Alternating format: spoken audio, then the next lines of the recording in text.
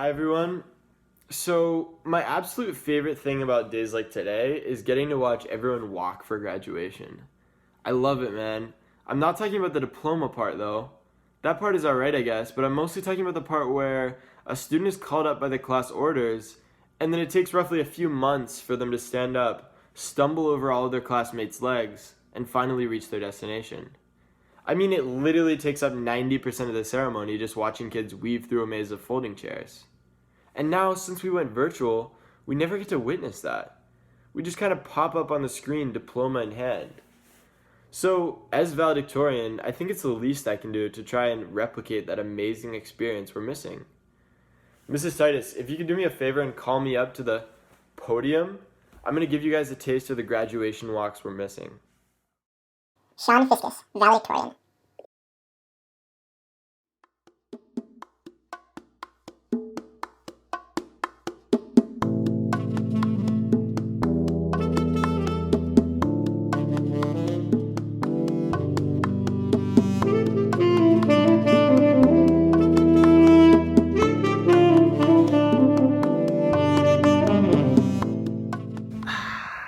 Here we go.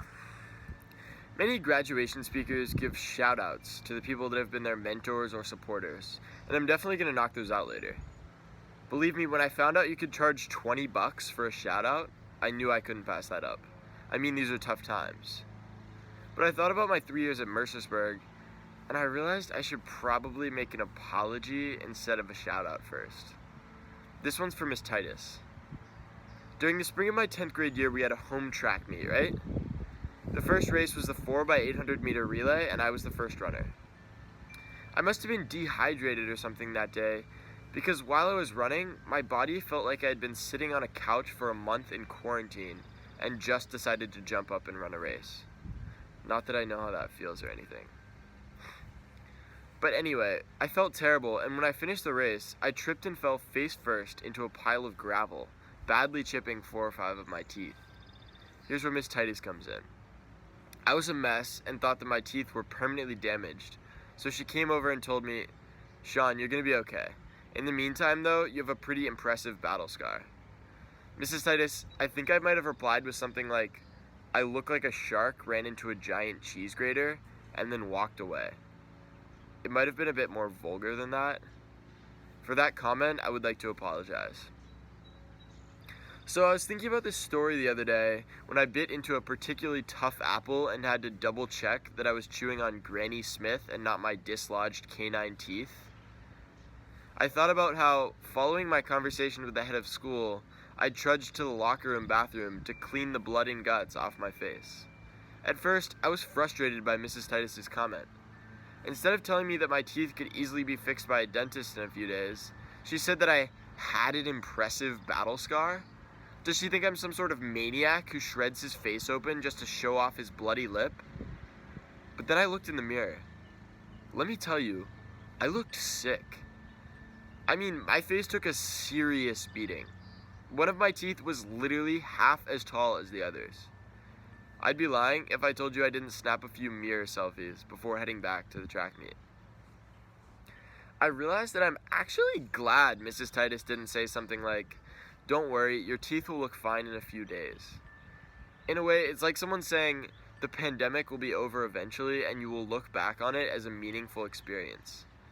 I mean, sure, I guess in 10 years the coronavirus will make an interesting topic over Thanksgiving dinner or something, but that doesn't mean we can just sit around and wait until that happens.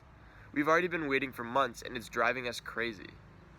A much better piece of advice to give and receive right now is to take a look at our battle scars. Look in the mirror. I know it sounds weird, but let me explain. Everyone is spending too much time looking forward to when things will be back to normal. We are looking forward to the days when we can hang out with friends again, when we can graduate together, when we can finally go to college. When I face planted, I was looking forward to having teeth of all the same height again. But looking to the future doesn't help us now. If we don't want to throw a significant chunk of our lives away, we need to find a way to live in the present. My solution? Look in the mirror. We've been cheated and broken by this pandemic, but interestingly enough, those who are the most cheated and broken tell the most heart-wrenching stories, sing the most inspiring songs, and take the most gruesome, horrifying, life-changing mirror selfies. Believe me, I've seen your stories already on social media. As many of you know, I'm nice on the saxophone. Since quarantine began, I've been working tirelessly on an intricate piece called Hot Cross Buns. I wanted to share it with the world, so I hopped on Instagram and was about to post it. But then I saw Annie Claff's documentary about Aurelius Dunbar's wrestling journey, Noah Choi's mind-twisting computer-generated animations, and Davis Anderson's comedic videos displaying his culinary creations. I quickly decided that my hot cross buns performance would probably be best enjoyed in a less competitive environment like my camera roll. But that's not the point. The point is that I'm watching all of your incredible quarantine thoughts and creations with a bowl of popcorn in my lap, and I'm having a blast. Class of 2020, I can't wait to see all of you in person for our non-virtual commencement. But in the meantime, stop counting down the days. Look in the mirror. We all have some impressive battle scars to show off. And now for the shoutouts.